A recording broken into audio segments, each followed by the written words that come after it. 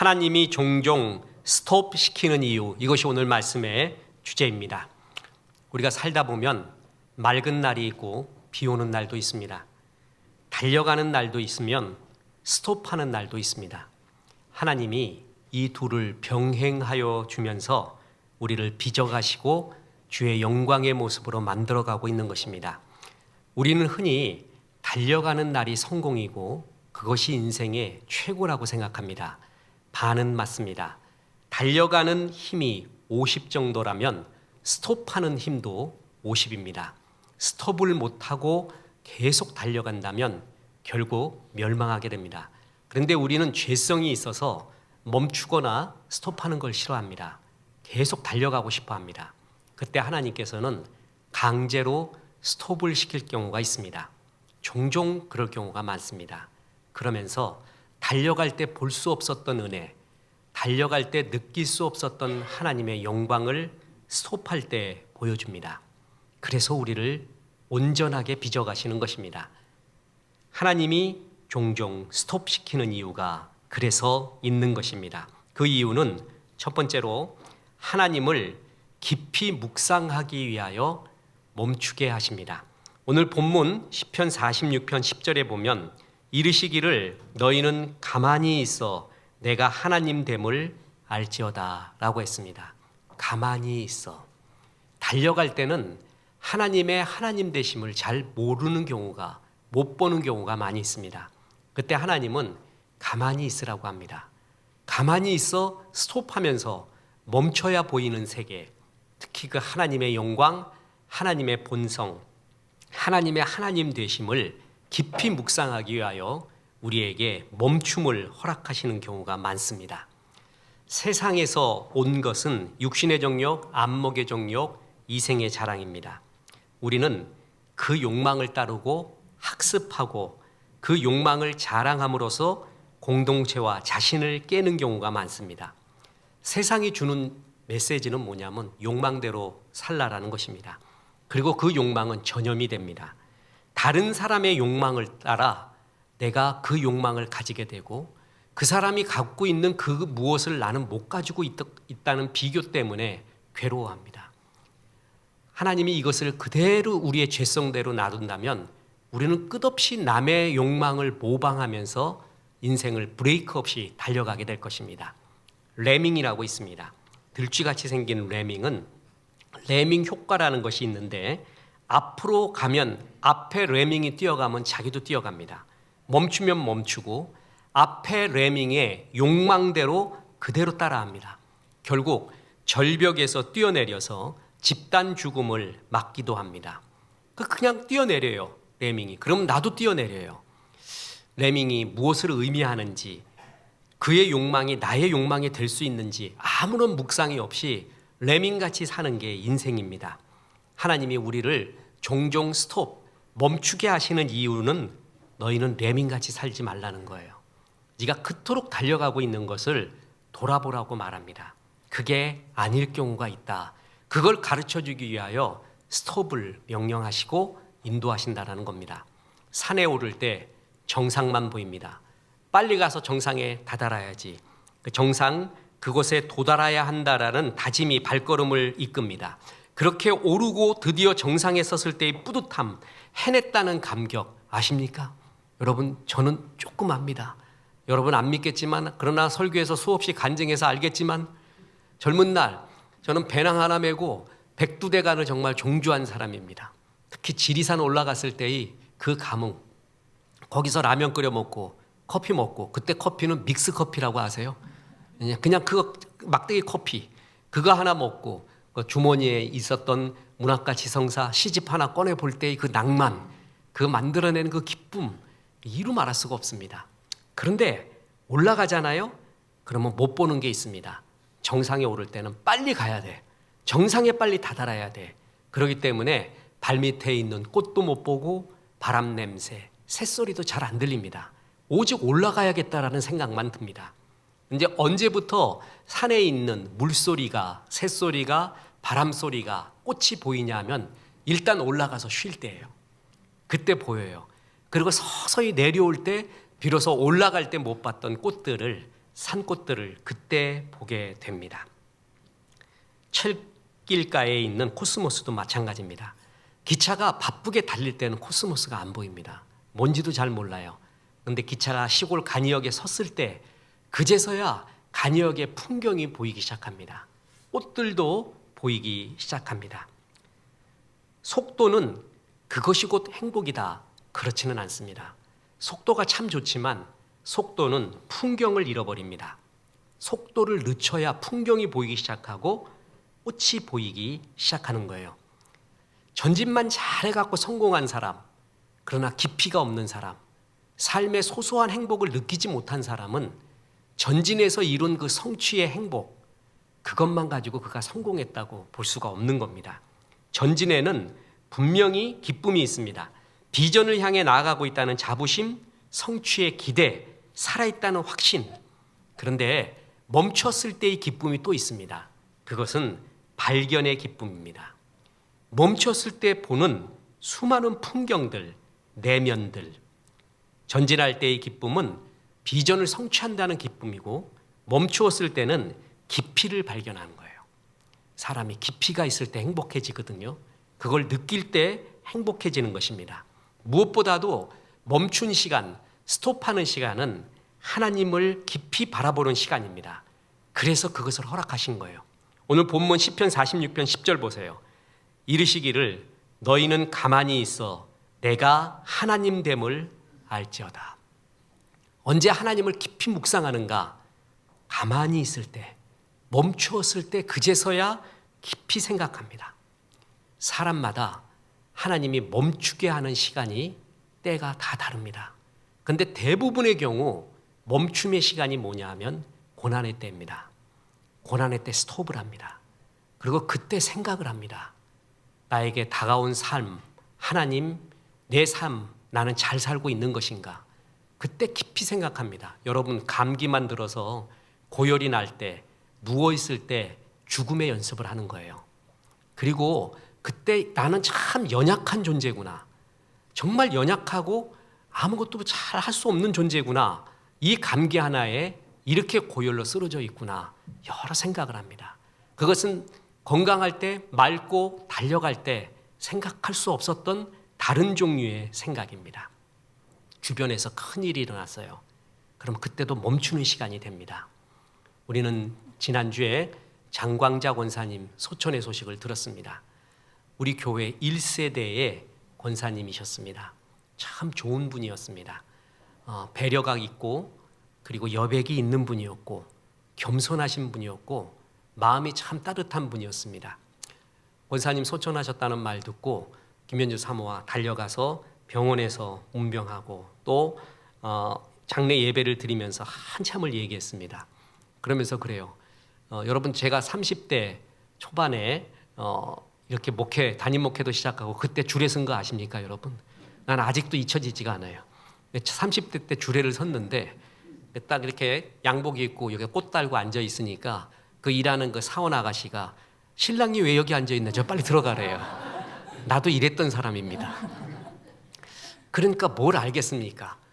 풋풋하기는 하지만 경험도 없고 아무것도 모르고 사모도 마찬가지.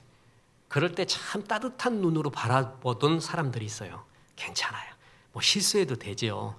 배려 깊고 지나가는 얼굴 하나, 눈빛 하나, 표정 하나에 참 겸손하면서 이렇게 배려 깊게 바라봐주는 그게 얼마나 힘이 되는지 모릅니다. 그런 분이 장광자 또 권사님이셨습니다. 그걸 이야기하면서 한참을 얘기했어요. 그러면서 아이고야, 이제 가족들 잘 위로받아야 되는데, 그리고 이제 또 이두희 집사님 계시잖아요. 우리 교회에는 아내가 먼저 간 집사님들, 남자 집사님들이 몇 계십니다. 그 생각도 많이 나요. 저분들이 어떻게 건강하고 어떻게 또 힘있게 살아갈까? 이제 무슨 생각을 할까? 정말 여러 생각이 났습니다. 목회와 상담이라는 것이 쉽지 않습니다. 그냥 건성으로 하잖아요. 그러면 그러려니 해요. 근데 진짜 그 사람한테 들어가 봐야 되거든요. 들어가 줘야 되고 느껴야 돼요. 그땐 진짜 아픔이 와요. 진짜 잠도 안 오고 몸도 아파요. 몸도 아프고 정말 그런 것이 느껴져요. 그때가 멈추는 시간이에요. 스톱하는 시간이에요. 내가 고난당할 때도 주변에서 사랑하는 사람이 고난당할 때도 시간이 멈춰집니다. 그러면서 달려갈 때와 다른 멈출 때의 은혜, 멈출 때 가르쳐 주시는 주님의 교훈을 많이 보게 됩니다. 엘리야, 그는 능력의 선지자였고 누가 뭐래도 열정과 불의 선지자였습니다.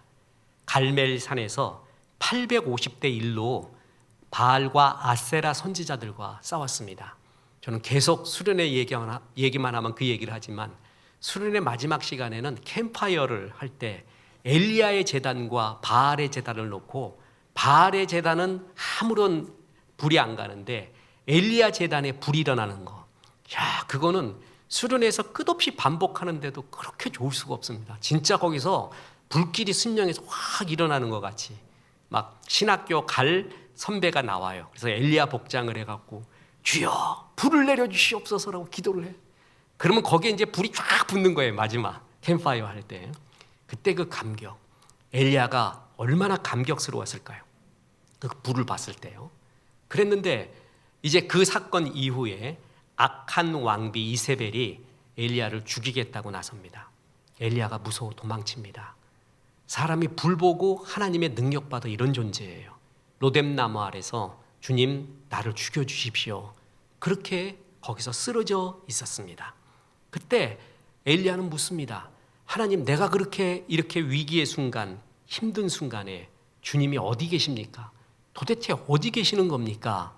이럴 때 하나님이 이제 나타나 말씀하시는 장면이 열왕기상 19장 11절부터 나옵니다. 거기에 이렇게 나옵니다. 여호와께서 이르시되 너는 나가서 여호와 앞에서 산에 서라 하시더니 여호와께서 지나가시는데 여호와 앞에 크고 강한 바람이 산을 가르고 바위를 부수나 바람 가운데 여호와께서 계시지 아니하며 바람 후에 지진이 있으나 지진 가운데서도 여호와께서 계시지 아니하며 또 지진 후에 불이 있으나 불 가운데도 여호와께서 계시지 아니하더니 불 후에 세미한 소리가 있는지라 이런 말을 했어요. 여러분, 이제껏 엘리야가 스톱하기 전에 달려갈 때 보았던 하나님이 뭐냐 하면은 불의 하나님이에요. 강한 바람 속의 하나님, 지진 속의 하나님, 큰 능력, 소용돌이 같은 그런 속에서 역사하시는 하나님의 강렬함을 봤단 말이죠. 그는 그게 하나님인 줄 알았어요. 그게 하나님의 전부인 줄 알았어요. 하나님, 내가 고난당할 때 어디 계십니까? 불이 나타났어요. 바람이 나타났어요. 지진이 나타났어요. 그러면 거기 계실 줄 알았어요. 이제껏 엘리야가 바라본 하나님, 체험한 하나님은 그 하나님이었거든요. 그런데 고난 시에는 달랐습니다. 하나님이 새로운 하나님, 하나님의 다른 본성을 보여주시는데 그거는 세미한 소리 가운데 있는 하나님이었습니다.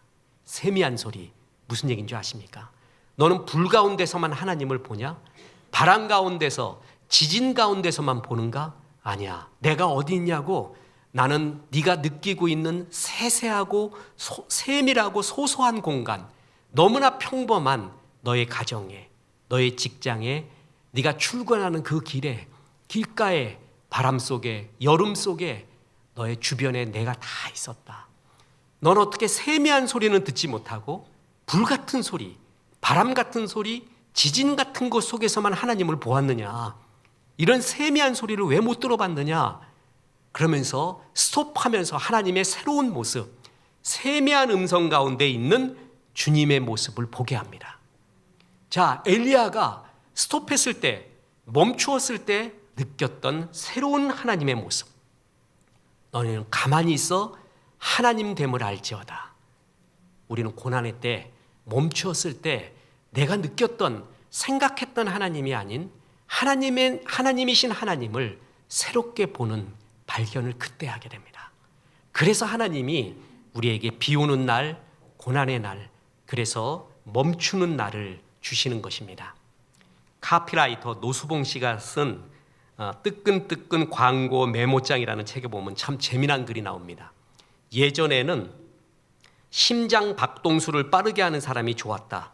요즘에는 심장 박동수를 느리게 하는 사람이 좋아졌다.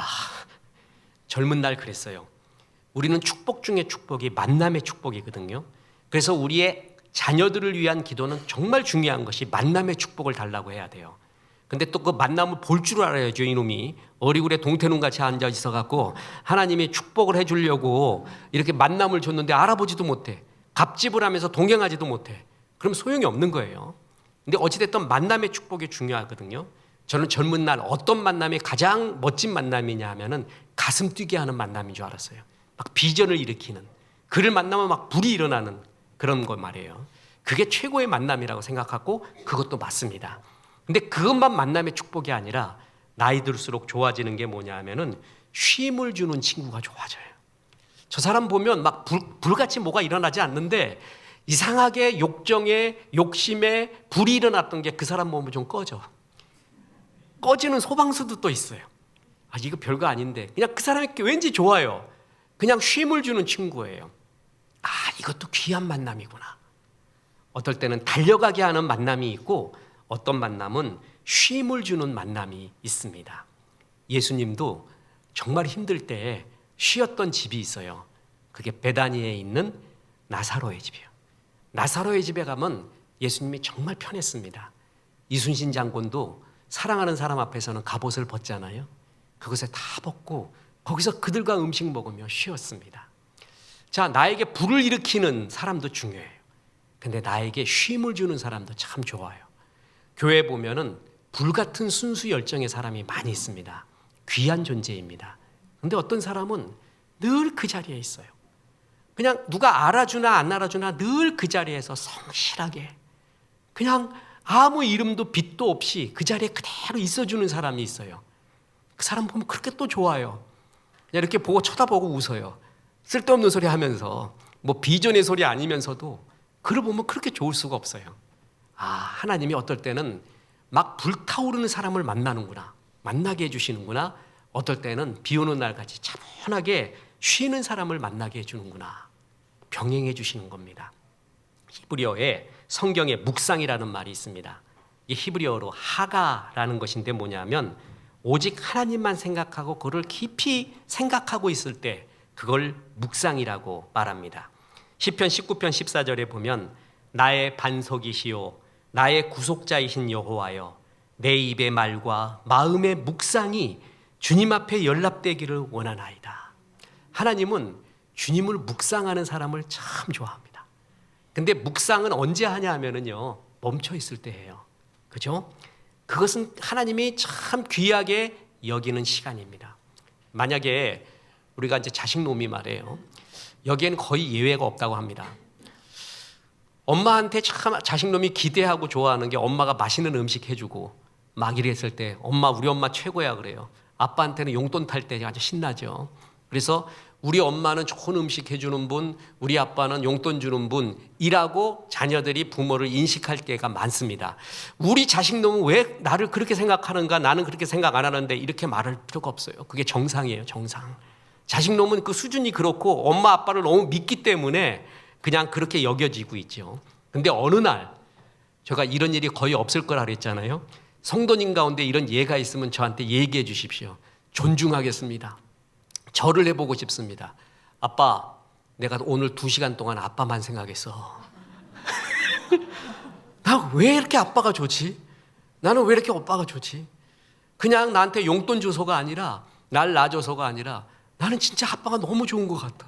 그래서 알아? 나 2시간 동안 아빠만 생각했어. 엄마한테 그래요. 나 엄마가 너무 좋아. 오늘 2시간 내내 엄마만 생각했어.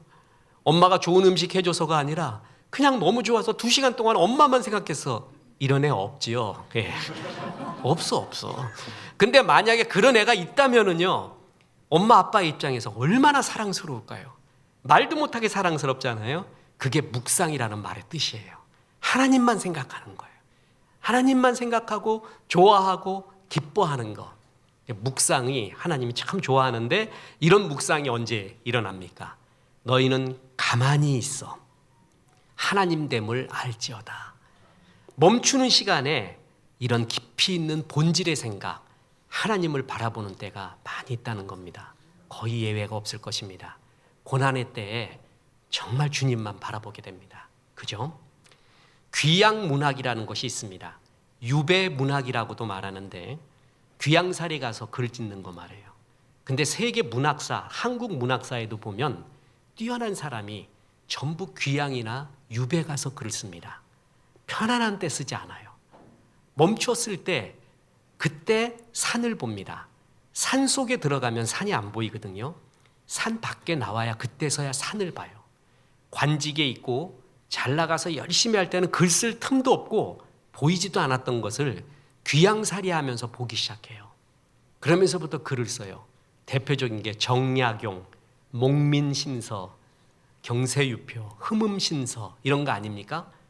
송강정철도 관동별곡, 삼이인곡 전부 귀양 갈 때 씁니다. 추사 김정희가 추사체를 완성한 것이 귀양살이 할 때 그때 완성을 합니다. 그리고 그때 세한도를 쓰지요. 도스토옙스키의 까라마초프가의 형제들, 세르반테스의 돈키호테 전부 감옥에서 나옵니다.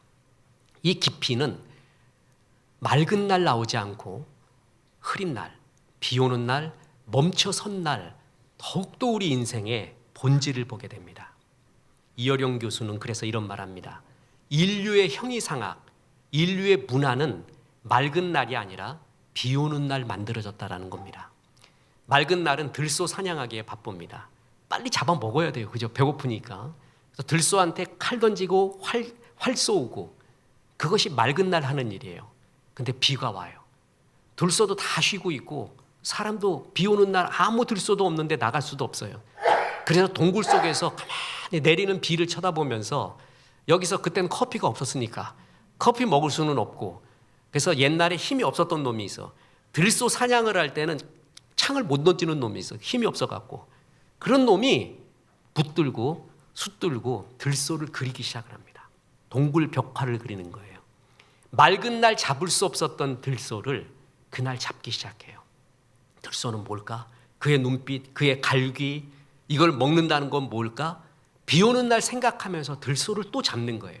맑은 날 잡는 들소와 비 오는 날 잡는 들소는 다른 것입니다. 사람이 조화와 온전해지기 위해서는 맑은 날과 흐린 날의 조화가 있어야 돼요. 흐린 날에 깊이가 더해져야 돼요. 본질을 봐야 돼요. 그제서야 레밍이 되지 않고 비로소 사람이 되는 겁니다. 그래서 하나님은 하나님과 본질을 발견하기 위하여 우리에게 스톱하는 날, 멈추는 날, 비 오는 날을 허락하십니다. 그리고 두 번째로 결론이기도 합니다. 쉼을 통해 회복을 시키기 위해서 우리에게 멈추게 하십니다. 원래 못 멈추는 사람이 있어요. 저도 그렇습니다. 저는 대학 다니면서부터 내 인생에 심심하다는 없습니다. 그리고 이렇게 할 일이 없다, 뭘 할까, 심심풀이 땅콩이라는 말은 없어요.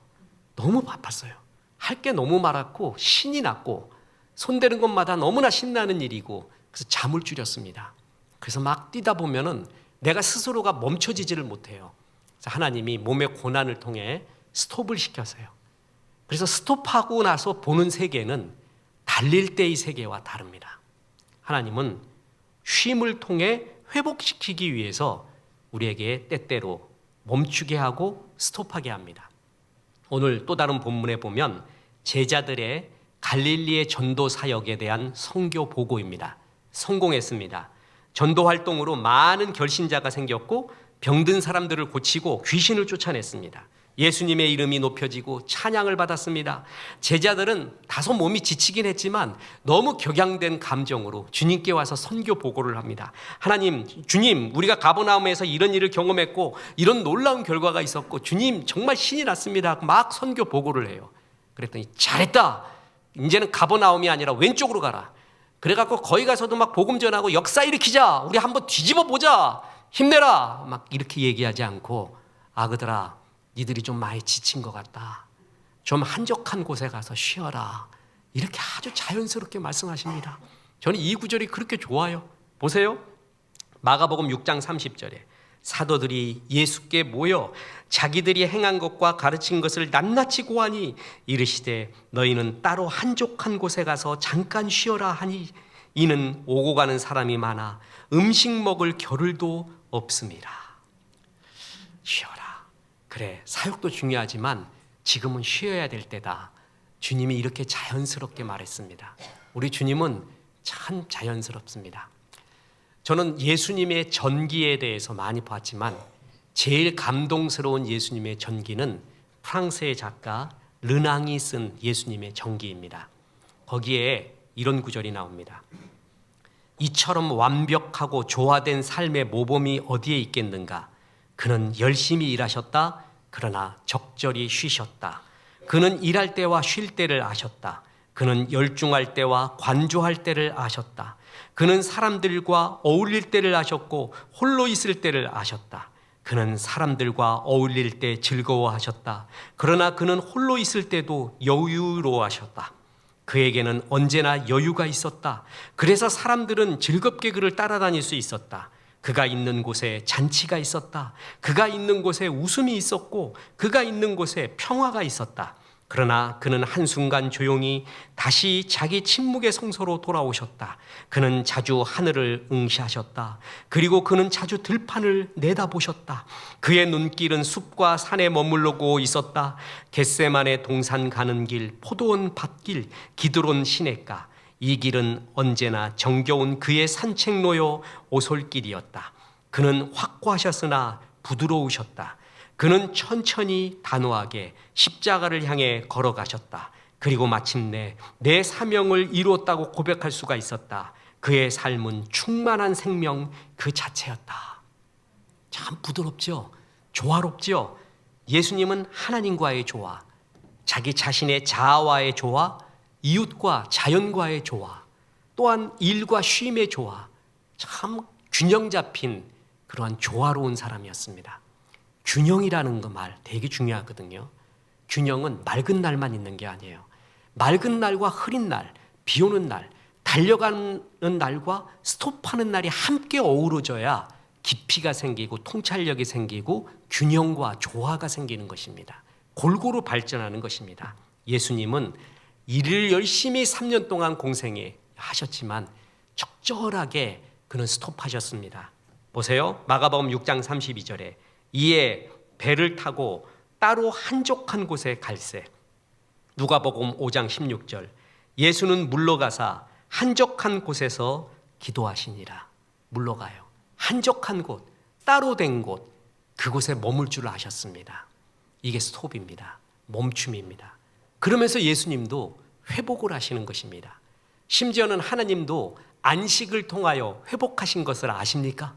출애굽기 31장 17절에 나 여호와가 엿새 동안에 천지를 창조하고 일곱째 날에 일을 마치고 쉬었음이니라 하라. 이 구절을 영어 킹 제임스 버전에는 이렇게 나왔습니다. On the seventh day he rested and was refreshed. 우리 교회 영어를 잘하는 사람이 되게 많아서 제가 발음을 할 때 왕십리 발음 같아갖고 항상 괴롭습니다. 그냥 노여워하거나 슬퍼하지 마시고 잘 들으세요. Seventh day에서 he rested. 그는 쉬셨다 and was refreshed. 새로워지셨다는 거예요. 하나님도 안식을 통해 쉬시고 새로워졌어요. 하나님의 방법이었어요. 그러니까 인간도 뭐냐면 하나님이 회복시키는 방법이 그 중에 하나가 쉬게 하는 거예요. 잘 먹이는 겁니다. 너무 달려가기만 하게 하는 하나님이 절대 아니라는 것입니다. 그래서 미국 농담에 찬송가에 대한 조크가 있습니다. 운전을 하다가 시속 60마일쯤 달리거든 찬송을 부르라. 주 안에 있는 나에게 딴 근심이 있으랴. 70마일쯤 속도가 내거든 불러라. 내 주를 가까이 하려 함은 십자가 짐 같은 고생이나. 80마일쯤 이제 과속으로 달리거든 죽게로 가까이 더 가까이라고 불러라. 90마일쯤 이제 정신없이 달리거든 하늘 가는 밝은 길이 내 앞에 있으니 라고 불러라. 100마일쯤 달리면 나 이제 집에 왔으니 라고 불러라. 여러분 속도는 빨리 달리는 거 좋아요. 근데 그것만이 다가 아닙니다. 깊이 없는 풍경을 못 보는 속도. 우리 인간은 레밍 같아요. 그리고 어떻게든 더 잡으려고 그래요. 더 많이 채우려고 해요. 그때 하나님은 여백을 줍니다. 그러면서 쉬래, 깊이를 줘요. 그래야 인간다운 삶이요, 묵상하는 삶이요, 충만한 삶이라는 것입니다. 그래서 하나님께서는 탈진한 엘리야, 이제 바알과 아세라 선지자들과 싸웠잖아요. 그리고 자기 죽인다고 이세벨이 그러니까 로뎀나무 아래서 탈진해서 죽기를 원해요. 그때 하나님이 엘리야한테 너 바알과 아세라 선지자하고 대결할 때 내가 내렸던 불을 기억하지 못하냐? 너 왜 그 모양이냐? 다시 불을 기대하라. 더 기도하라. 더 충만하고 죽을 때까지 기도하고 금식하고 아니면 철야하고 그러면서부터 힘을 내라. 이렇게 말하지 않습니다. 그 엘리야에게 하나님이 하신 게 뭐냐면 먹여줍니다. 그냥 또 먹여주고 자니까 또 먹여주고 그냥 그 지친 엘리야에게 하나님은 잘 먹여주면서 휴식을 줍니다. 보세요. 열왕기상 19장 5절 로뎀나무 아래에 누워 자더니 천사가 그를 어루만지며 그에게 이르되 일어나서 먹으라 하는지라. 본즉 머리맡에 숯불에 구운 떡과 한 병 물이 있더라. 이에 먹고 마시고 다시 누웠더니 또 먹여서 또 먹고 자니라. 이런 구절이 나와요. 하나님 참 자연스럽죠? 우리가 회복되는 방법이 맞습니다. 금식하고 기도하고 예배하고 기도원 가서 회복될 수 있습니다. 그것도 방법인데 그 방법만 방법이 아니라 하나님은 그냥 자연스럽게 먹여주세요. 잘 먹여줘요. 그리고 쉬라 그래요. 그것도 하나님의 회복의 방법이고 성경에 나와 있는 예수님과 하나님의 안식법이었고 엘리야를 회복시키는 주님의 방법이었습니다. 어제 이렇게 장광자 권사님 수목장까지 마치고 집에 돌아오는데 진짜 지치더라고요. 그 전날부터 지쳤습니다. 좀 마음이 정말 이상했습니다. 여러 생각이 났습니다. 그러니까 영혼도 정신도 육신도 많이 지쳐가는 걸 봤습니다. 내가 그런 적은 별로 없는데 하루에 그 바카스를 구론산을 2병을 마셔봤어요. 근데 감이 없어요. 그만큼 지쳤구나. 여러 생각이 났구나라고 왔습니다. 집에 들어왔는데 이게 집사람이 뭘 했냐면은 죽을 만들어놨어요. 근데 뭔 죽이냐면 녹두하고 찹쌀을 섞어가지고 죽을 만들었어요. 난 처음 먹어봤어요. 녹두 죽은. 근데 그걸 한 숟갈을 딱 먹는 순간에 온몸에 그 뭐라 그럴까 성령의 전기가 느껴져요. 그래가지고 다른 게 아니라 그냥 그거 먹는데 몸이 쫙 풀리더라고요. 그렇게 좋아요. 그래서 막 정신없이 먹었어요. 거기다가 또 그 토종닭 파는데 비싼 닭이 그 보통 닭보다 비싸더구만요. 그걸 한 마리 사다가 반쪽 윤수 주고 하나는 나 먹고 그걸로 삼계탕을 뭐 한약재를 넣어서 쫙 끓여놨어요.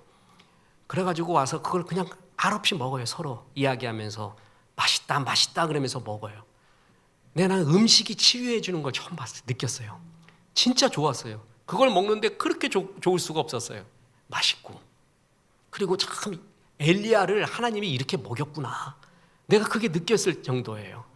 하나님이 쉼을 주면서 잘 먹여주고 그리고 회복시켜주고 그래서 너무 좋다. 게다가 아이스크림 위에 초콜릿이죠.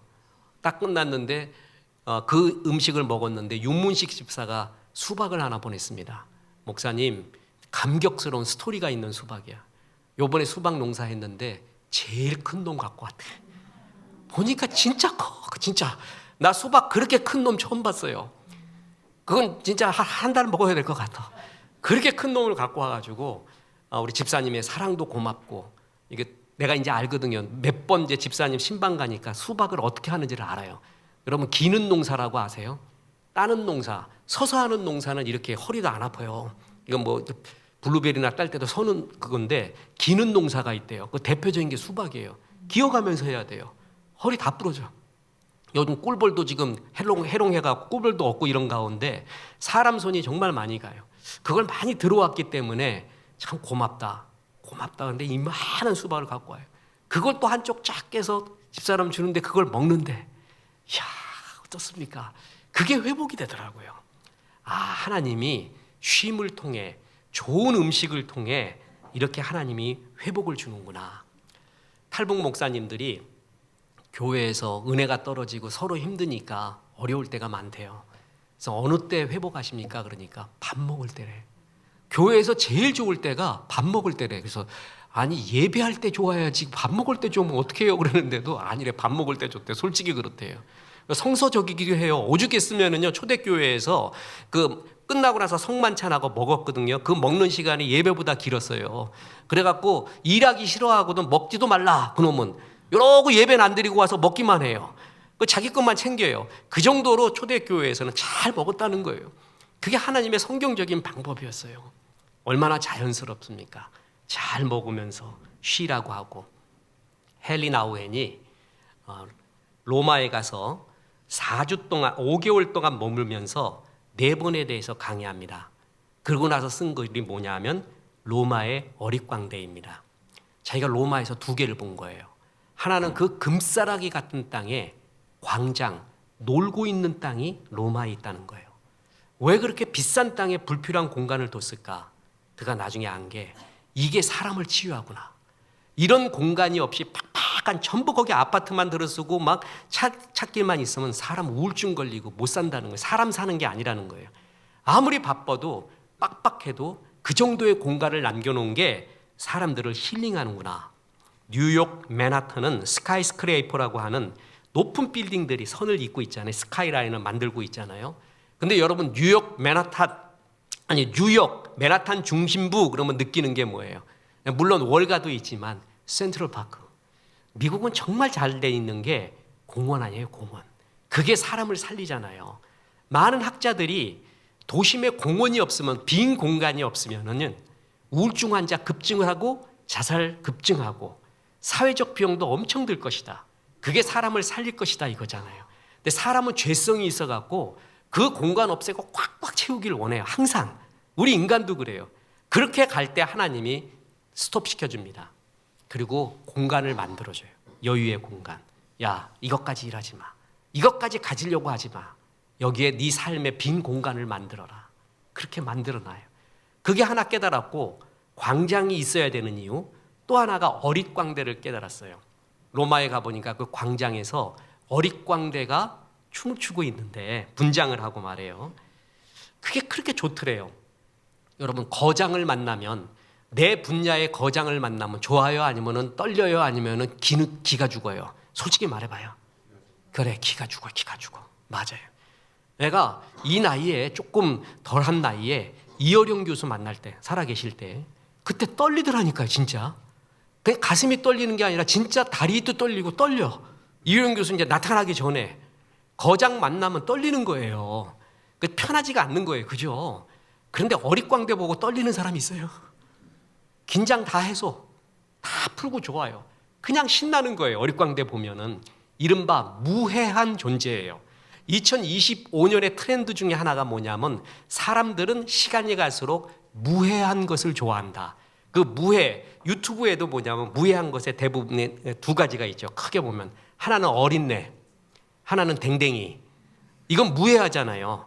다른 기쁨은 이데올로기가 들어가 있어요. 어떤 이데올로기가 들어가 있거나 어떤 이데올로기가 들어가 있어서 그걸 좋아하는 부류만 좋아하는데 그거하고 상관없이 무해한 것. 어린애 보고 무슨 이데올로기가 어디 있어 그 애 보고. 그건 다 좋아해요.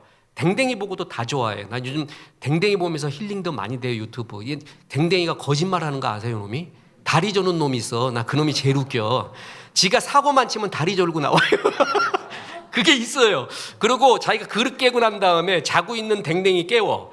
그래갖고 그 놈을 그릇 옆에다 갖다 놔. 그리고 자기는 자기 집에 들어가. 그리고 주인이 나오니까 절고 나와. 다리 절고 나와. 나는 아무 상관없고 요 놈이 했다는 거야. 그러니까 요 놈만 혼나요. 야, 저것도 죄성이 있구나. 개고. 개도 저런 게 있구나. 무해한 어릿광대 같은 거. 그러니까 사람이 광장이 있고 어릿광대 같은 사람한테 은혜가 있고 도움도 있고 사람다움을 느낀다는 거예요. 그게 쉼 같은 사람. 달려가게 하는 불꽃 같은 사람도 있지만 어떤 사람은 푼수 같은 사람, 쉬게 하는 사람, 친구들이 참 좋아하는 그 사람만 있으면 그냥 좋은 그 사람. 이것도 필요한 공간이라는 거죠. 자, 들어보세요. 자동차에는 라디오가 있어야 됩니다. 학급에는 오락부장이 있어야 되고요. 교실 칠판에는 떠드는 놈 적혀 있어야 됩니다. 비 오는 날에는 부침개가 있어야 되고 하굣길에는 떡볶이가 있어야 됩니다. 달력에는 휴일이 있어야 되고 기념일이 있어야죠. 그래야 사람은 재밌는 거예요. 우리 초등학교, 우리 교회 학교 다니는 애들 많이 다녔던 삼릉 초등학교나 이런데 보면은 그 좁은데 명성문고라고 있었는데 지금 이름도 바뀌고 어떻게 주인이 바뀌었는지 모르겠습니다. 거기 바깥에 내놓은 오락하는 거, 오락 애들 앉아갖고 그래갖고 내가 설교해서 그런데 오락하지 말고 교회로 오고 뭐하고 해서 거기 너무 정신 팔리면 안 돼요. 그런데 이제 내 아들이 가서 하고 있어요. 거기서 그래가지고 윤수가 엄마한테 복수하듯이 말해요. 나 학교 끝나면 어디 가서 뭐 사 먹고 그 떡볶이에다가 뭐 고추장 찍은 거 뭐 이렇게 뭐 그런 거 있대요. 콜밥 이런 거 사 먹고 그게 얼마나 재밌었는지 모르는데 가서 오락하고 뭐 하고. 그래서 나는 얘가 딱 올 때 엄마가 얘는 엄마가 엄마 말씀에 순종해서 FM대로 학교 끝나면 잘 오고 씻고 뭐 하고 또 학원도 가고 그러리라라고 엄마는 아들을 믿는 것 같았어요. 저는 절대 안 믿었어요. 그렇게 하는 건 인간이 아니다. 그건 대안의 남아가 아니다 이렇게 생각했어요. 대안의 남아는 적어도 뻘짓거리를 할 줄 알아야 되고 그런데 가서 떡볶이도 먹고 뭐 뽑기도 먹고 말이에요. 불량식품 먹고 배도 한번 탈라고 가서 오락도 하고 도망도 가고 이런 놈이 나중에 잘 되는 거예요. 그게 여유고 틈이에요. 그런 게 있어야 된다라고 생각을 했습니다. 맞습니다. 하나님은 우리 보고 너무 빡빡하게 달려가는 것만 생각하지 말래요. 멈추는 날을 주면서 하나님과 본질을 생각하게 해요. 그리고 쉬면서 진짜 회복을 줘요. 마음의 여유와 그리고 웃음을 주십니다. 최연정이 지은 빨간 머리 앤이라는 책에 보면 이런 말이 나옵니다. 소풍 가는 날, 약속 있는 날, 친구 생일 파티하는 날, 어렸을 땐 이벤트 있는 날이 기다려졌는데 지금은 아무것도 없는 날이 기다려진다. 회사 안 가는 날, 약속 없는 날, 친구 결혼식 없는 날, 부디 오늘 아무 일 없어야 될 텐데 이런 글이 나와요. 어릴 때는 축제가 있고 뭔가 이벤트가 있는 날이 그렇게 좋았어요. 그런데 나이 들어갈수록 아무것도 없는 날, 그날도 좋은 날이에요. 핸드폰이 울리면 나를 기억해줘서 감사한 날이에요. 핸드폰이 안 울리면 안식할 수 있어서 좋은 날이에요. 축제의 날은 춤을 추며 깃발을 꽂습니다. 스톱하는 날은 본질을 돌아보면서 시를 짓습니다. 그래서 축제의 날, 달려가는 날도 감사해야 되고 멈추는 날, 비 오는 날도 감사해야 됩니다. 하나님이 사랑하는 자에게 이 둘을 적절하게 주십니다. 나를 미워해서 스톱시키는 게 아니라 스톱을 안 시키면 레민같이 남의 욕망 쫓아가면서 나중에 절벽에서 뛰어내릴 수밖에 없게 돼요.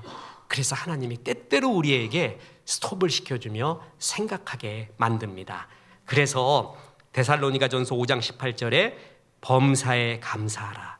이것이 그리스도 예수 안에서 너희를 향하신 하나님의 뜻이니라. 범사, 맑은 날 감사, 흐린 날도 범사입니다. 비 오는 날도 범사입니다.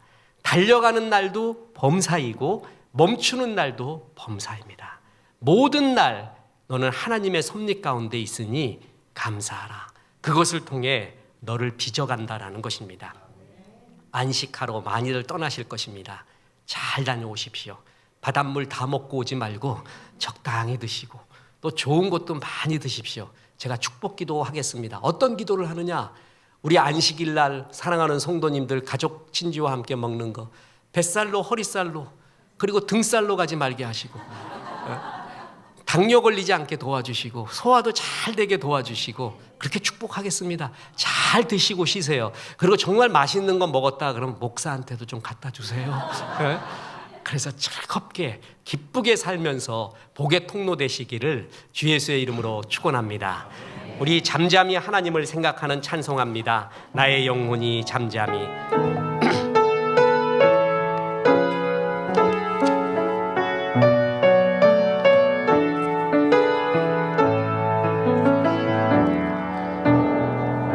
나의 영혼이 잠잠히 하나님만 바라며 나의 구원이 그에게서 나는 도다. 나의 영혼이여 잠잠히 한 자니 하나님만 바라라. 나의 소망이 저에게서 나는 도다가 오직 주만이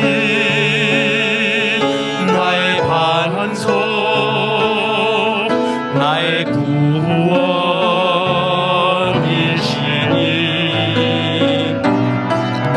오직 주만이 나의 산성 내가 요동치 아니하 오직 주만이 나의 반석 오직 주만이 나의 반석 나의 구원이시니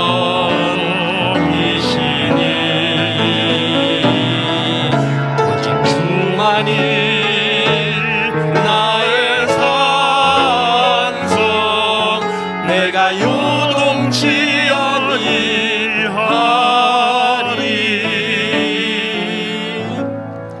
이제는 우리 구주 예수 그리스도의 은혜와 하나님의 크신 사랑과 성령님 고난의 때 하나님을 깊이 바라보라 말씀하심이 이 말씀에 아멘한 성도님들, 특히 깊은 고난 가운데 있는 성도님들에게 함께 하셔서 이제부터 끝날까지 크신 영광 받으시옵기를 우리 구주 예수 그리스도 이름으로 축원하옵나이다. 아멘.